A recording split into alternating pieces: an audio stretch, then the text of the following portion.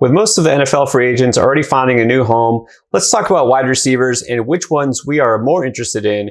This is our must-have wide receivers post-free agency, but pre-NFL draft. Let's start with the first pick. Chris, who's a wide receiver you're targeting? It's my guy, Terry McLaurin from the football team. This is a guy who's been an absolute stud every game in his NFL career pretty much, and he's done it with the likes of Dwayne Haskins, Alex Smith, Kyle Allen, probably some guys I don't even remember, like Ron Rivera, I think, threw him some passes one game, and it didn't matter. He puts up big fantasy stats, and now he gets one of the most fantasy-friendly quarterbacks in Ryan Fitzpatrick. This guy is a fantasy gold mine for wide receivers. To me, Terry McLaurin, once you get outside the top 10 wide receivers, he's the last of the real, true, elite stud receivers, in my opinion. There's still some guys I like after him, but he's the last one. To me, the true studs, Terry McLaurin, drafting him everywhere I can this year. Definitely agree. And it's interesting that he's not a consensus top 10 wide receiver for fantasy. It depends on which draft and which league, but I think he's a little bit slept on just because he's, on a team that didn't have a great passing attack last year, but that he doesn't care who his quarterback is. He's going to produce, and he always has the ability to take it to the house, that run after catch ability. And the quarterback situation can only get better with Fitzpatrick, of course. Speaking of run after the catch ability, A.J. Brown. Now, unfortunately, a lot of people seem to be on him and high on him for a reason. So we know that he can have a monster game each and every week.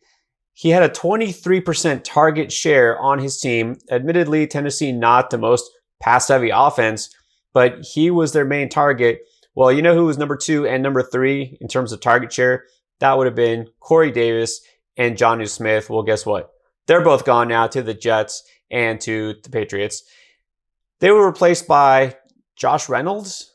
That's it. There's nobody else. I mean, A.J. Brown is going to have even more targets, more opportunities to do his thing, and he is not going to be able to be blanketed by the secondary because they have to respect the run game and Derrick Henry. You can't just pull all your safeties back against that team. So here's the thing. A.J. Brown really could explode for an even bigger season this year. I think he's a solid top 5 wide receiver. So I'm a lot of times going to have him as my top guy in the early portion of drafts. Completely agree. Love A.J. Brown. We could finally see him be a guy who gets 8+ targets a week. And if we do, his ceiling is endless. And then another guy that I am absolutely drafting everywhere is Diontae Johnson. And I know a lot of people were hoping that Juju Smith-Schuster would sign elsewhere so it would really boost his ceiling, but I don't think it matters. This is a guy you can get in the 5th round of your fantasy drafts. He had 144 targets last year. This guy hasn't even reached 1,000 yards in a season yet, and he still puts up top 12, top 15 numbers every single week.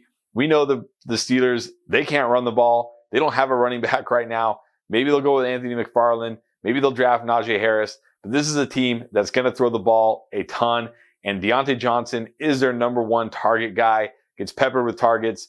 He's locked into 6, 8, 10 targets every single week. Super high floor in PPR leagues. And again, you can get him in the 5th round as your wide receiver 2, maybe your wide receiver 3. Sometimes even I get him as my wide receiver 4 in the 5th round. That's ridiculous value. Drafting him everywhere I can. Interestingly enough, I think the best thing for Diontae Johnson's fantasy value is the fact that Juju did stay in Pittsburgh, because now that value is suppressed a little bit more. People thinking, that puts a cap on him, that maybe Juju is still the guy there. So that's better for us because we can wait now a little bit longer and get Diontae Johnson, who is clearly going to be the number 1 target in Pittsburgh. And let's go to LA, in this case, the Rams. Cooper Kupp is a guy that I'm really finding myself with a lot of in these best ball and early mock drafts that we're doing.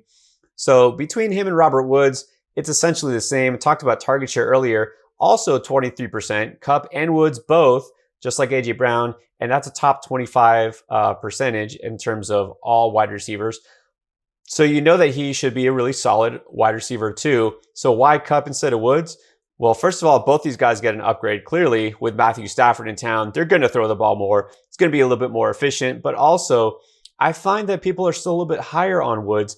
I think he had more big games last year, and so I find that Kupp is going a few picks, sometimes a whole round later. So I'd rather have a guy who I know is more of a pure target hog, and I think Kupp is going to find a really nice connection with Stafford. So I'm targeting him as much as I can because I know I can get him at sort of a discount based on the production that he's going to give you. Yeah, I like both these guys a lot. And like you said, I've been drafting a lot more of Kupp as well, just because I can get him later, right? Robert Woods goes, a few picks earlier, sometimes a round earlier. Like you said, I think both these guys are going to have great years. But that discount just makes Kupp the better pick to me between the two. But don't hate Robert Woods either. And then my final must draft guy is a guy I've been talking about all offseason, and that's Courtland Sutton. It's easy to forget that this guy was coming off a second-year breakout where he put up over 1,100 yards and had over 120 targets with horrendous quarterback play. Going into last year, he was being drafted as a top 20 wide receiver, got hurt week 1. We didn't see him again. Now he's pretty much a forgotten guy. I get him, in the 6th, 7th round of fantasy drafts.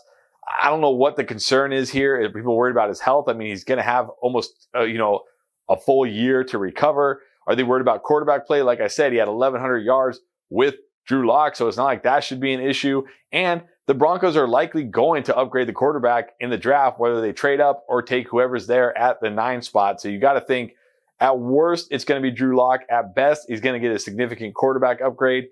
This guy is still an alpha wide receiver, the number 1 on his team. And like I said, you can get him in the 6th, 7th round. To me, I just keep drafting him everywhere, every chance I can. And I'm going to continue to do that all the way through the offseason. Take that injury discount wherever you can get it. I understand some people are going to be a little concerned because he didn't play. He's had a full year. He will have had a full year to recover. There should be no issues, no setbacks. He'll be a full go by week 1.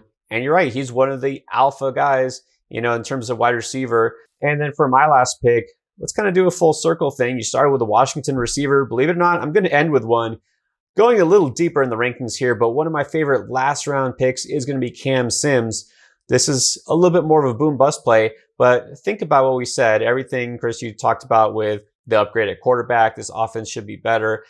And now think about Fitzpatrick, his propensity to throw the ball very deep, right, and have zero fear throwing it into coverage. Who's the deep threat in Washington? It is Cam Sims. All right, and he had some nice games. He had a 10.9 average depth of target. He's the guy who is going to stretch the field, and he's shown that he can be productive on very little volume. He's not volume dependent. He's a big play threat. Like, is he going to be productive every week? No. But at this point, when you need a guy who can fill in or someone who might wind up being more productive than you expect because defenses are concerned about McLaurin, I like Sims' chances of really coming through, and they haven't done anything really to upgrade at wide receiver through free agency.